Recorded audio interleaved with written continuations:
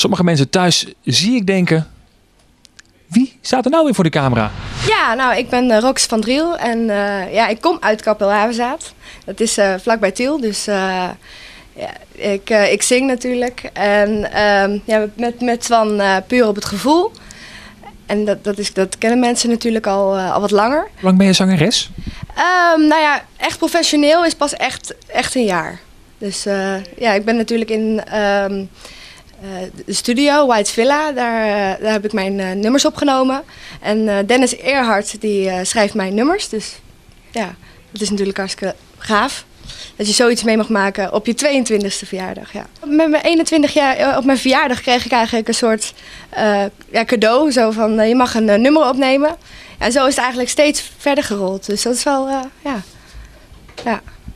Origineel cadeau.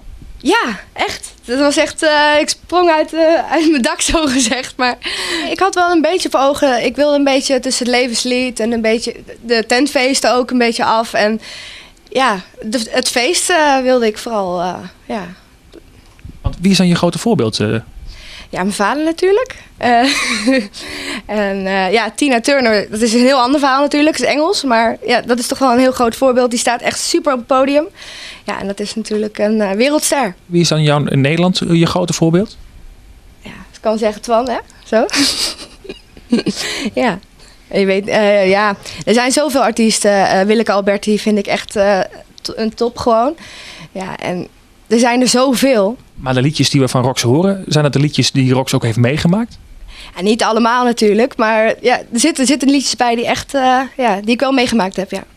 Je bent druk bezig om een album op te nemen. Wanneer kunnen we het eerste werk van jou verwachten? Nou ja, ik hoop natuurlijk ja, dat het al snel is, maar ik durf nog geen datum precies te zeggen. Nee.